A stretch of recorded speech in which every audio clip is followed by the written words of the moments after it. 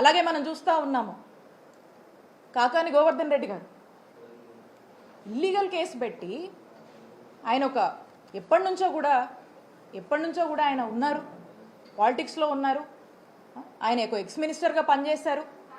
ఇలాంటి ఇల్లీగల్ కేసులు పెట్టి ఆయన్ని ఏ విధంగా అరెస్ట్ చేశారు? అయితే ఖచ్చితంగా మీరు ఎవ్వరిని వదలట్లేదు.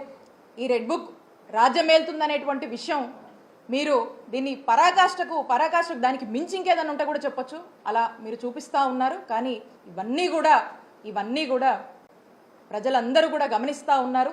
ఈ రోజున ఆంధ్రప్రదేశ్ రాష్ట్రం గురించి మనం మాట్లాడాల్సి వస్తే జగనన్న హయాంలో గుడ్ గవర్నెన్స్ అన్నాము. ఈ రోజున ఆంధ్రప్రదేశ్ రాష్ట్రం గురించి ఆలోచిస్తే ఎవరైనా కూడా ఇదొక హరాస్మెంట్ గవర్నెన్స్ అని చెప్పి పిలుస్తున్నటువంటి పరిస్థితి. ఈ పరిస్థితులు చూసి ఎక్కడి నుంచి వస్తారు? ఎక్కడి నుంచి ఇన్వెస్టర్స్ కానీ ఇండస్ట్రియలిస్ట్ కానీ ఏవేవో చెప్తున్నారు కదా, ఇవన్నీ ఎలా అవుతాయి?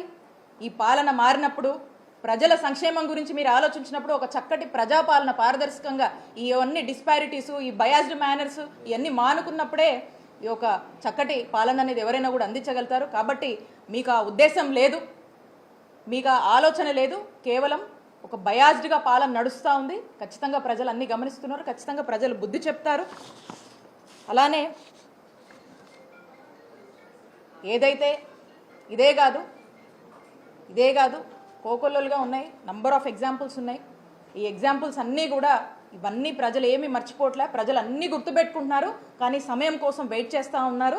కాబట్టి మేము వైఎస్ఆర్ కాంగ్రెస్ పార్టీ ఏదైనా ఇలాంటి ఇష్యూస్ వచ్చినా దేనికైనా కూడా మా నిజాయితీయే మా నమ్మకం, మా నాయకుడి సిద్ధాంతమే, మా పార్టీయే, మాకున్నటువంటి మా కార్యకర్తల కమిట్మెంటే ఈరోజు మా అందరికి కూడా మమ్మల్ని ఇంకా కూడా నిలబెడుతుంది. మేము ఇంకా ధైర్యంగా అడుగేస్తాము. మీరు ఇలాంటివి ఎన్ని పెట్టుకున్నా, ఎన్నిట్లో మమ్మల్ని ఏం చేయాలని చూసినా ప్రధానికి వన్ డే మీ అంతా కూడా you're all answerable, you're all accountable.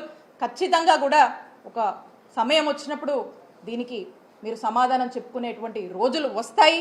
ఖచ్చితంగా తెస్తాము. ఎక్కడా కూడా మా పోరాటం ఆపమని చెప్పి స్పష్టంగా మీ అందరికీ కూడా తెలియజేస్తూ ఉన్నాం.